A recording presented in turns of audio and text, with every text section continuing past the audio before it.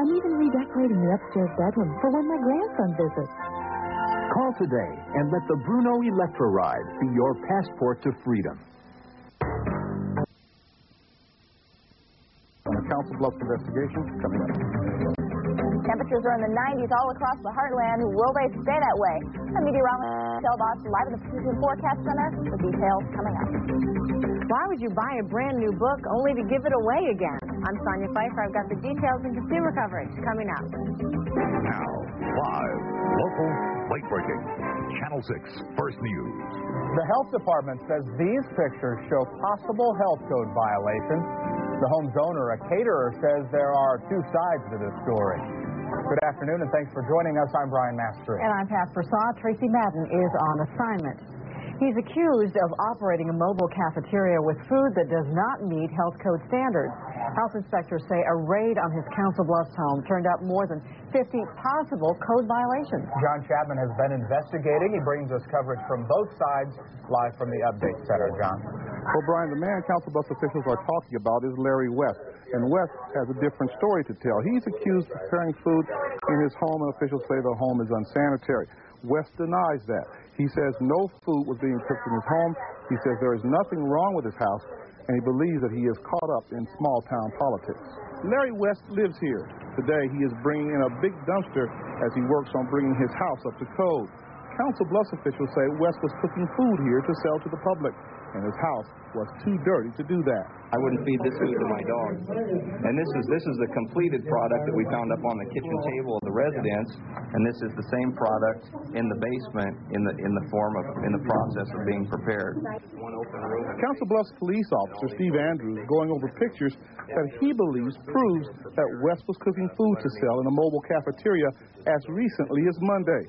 The snapshots show the head of a deer in a freezer next to food, dead quails, and some greasy cooking equipment. And when police stopped the mobile cafeteria that West was driving, they say his food on the truck was 20 degrees cooler than it should be. When you're down below that, a lot of bacteria grow. So anything from, if the meat wasn't properly prepared, E. coli, salmonella, some of those things that could be concerns. Now, West has not stopped selling food from his mobile cafeteria. Council Bluffs officials believe that he's selling food in the Omaha area now. West says he's preparing the food in a restaurant, in an Omaha cafe. He says he's rented space there. So far, Council Bluffs officials have filed no charges against West or issued any citations against West. And when I talked to Larry West today, he said he's thinking about getting out of the business. Brian, Pat? Bit of a sidebar question, John. Is there anything, if we're considering hiring a caterer, things that we should look for specifically? Well, you should get some references, Brian, and most of all, you should check to see if he has a license. Now, you can probably call the health department, and they'll tell you whether or not he has a license. Now, in Larry West's case, he has a license for his truck, but he did not have a license to prepare food in his home. Okay. Happening right now, Heartland neighbors air their concerns about high lead levels at some local daycares. The EPA tested the soil at 156 Heartland daycares last spring. 41 of those daycares had lead levels high enough for concern, 400 parts per million. A public forum is underway right now at the Skinner Magnet Center. It lasts until 7 o'clock. The EPA will hold another forum at South High tomorrow, also from 4 to 7. Coming up, New Tonight Live at 5, Kara Revere with live coverage from today's meeting, plus advice for parents, how to get your kids tested for lead poisoning. More news in just a moment. First, let's check our no-wait forecast. And here's meteorologist Michelle Boss with details. Michelle. And I decided to stay off the deck today because it has been a windy one outside, and Mother Nature is kind of in a rut. You'll see what I mean when you check out the forecast. We are expecting lots of sunshine this evening and very warm temperatures, 86 degrees at 8 o'clock. Clear and mild tonight with a low of 72, and then more of the same tomorrow. Windy, hot. Lots of sun with a high up to 94 degrees. Winds have been gusting over 20 miles per hour outside. Plenty of sunshine, though. We can all live with that. Yes.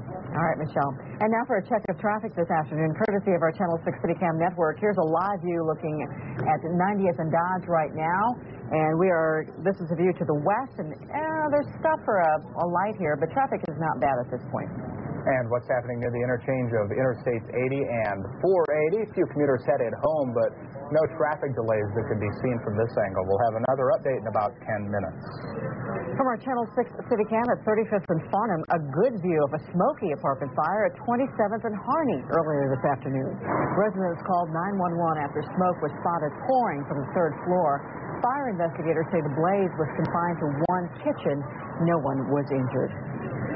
Doctors say a Heartland teenager could be walking by the end of the year. Just yesterday, 15-year-old Amber Ramirez of Lincoln underwent 9 hours of surgery. Doctors removed half of her brain. Amber's been living with constant, uncontrollable seizures since she was 9, the result of a rare brain disorder called Rasmussen syndrome. Doctors say there were no real complications during yesterday's operation. Amber is reportedly in good condition today, responsive and making some sound. Grabs you if you touch her. If you stimulate her, she grabs your hand and pulls it away. And she's starting to open her eyes now. So all of these are very good signs. Amber will need years of rehabilitation. Doctors say the remaining portion of her brain will now try to compensate for the loss. First, the College World Series celebrates its 50th anniversary in Omaha. Now, another big sporting event comes to the Heartland. As our coverage continues, Carolyn Jefferson gives us a preview of the Junior Olympics. Fast feet, bodies airbound. We'll see a lot of this at Burke High in about 2 weeks. Preparations are underway for the 33rd Annual Junior Olympics Track and Field Championship. It's the first year Omaha has hosted the event. This will be the runway for the javelin competition. About 14,000 people are expected to attend. 2 of them will be Jared and his brother Sean, athletes at Northwest High School. They know firsthand the kind of hard work it takes to get to the Junior Olympics and hope to participate one day. It takes a lot of dedication, lots of practice. Just about everybody knows about it and wants to get into it. To get to the national championship, athletes must excel at the local, state, and regional levels. One event that we'll see during the Junior Olympics that we don't see during the state championship, the steeplechase, a 2,000-meter run in which athletes jump over this hurdle, then down into 3 feet of water. Another is the javelin competition. More than 7,000 young people 18 and under will participate. It's a chance for national exposure. For Omaha athletes, it's a chance to compete on a national stage at home. It's a way to impart our Midwestern hospitality on a lot of people, and hopefully it will be a great experience for everybody that comes to town. With photographer Jeff Sabin, Carolyn Jefferson, Channel 6 News.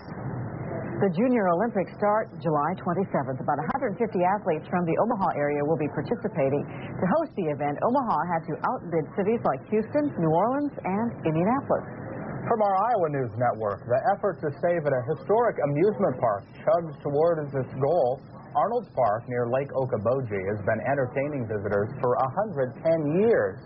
It's scheduled to be demolished unless preservationists can raise $5 million by August 1st.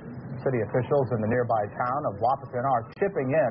They voted to donate half the proceeds from the town's hotel-motel tax, but there's still a long ways to go. It's a nice little park, though. It is. Yeah. Well, here's an ambitious study with an even more ambitious goal: improved health care for all women. The initial findings coming up in today's Smart Woman Report.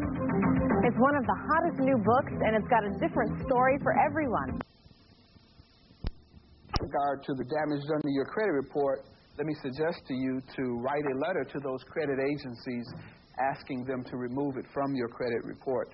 That is not something we can provide a recovery for here today.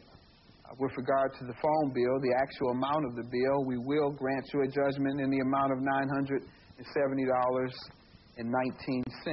With regard to your efforts in trying to collect it, that is also something I'm not granting any recovery for. So that is the judgment, $970.19. Pay for your phone bill. You said you dropped the case, or you'd pay the bill if she dropped the case. Whatever happened with that?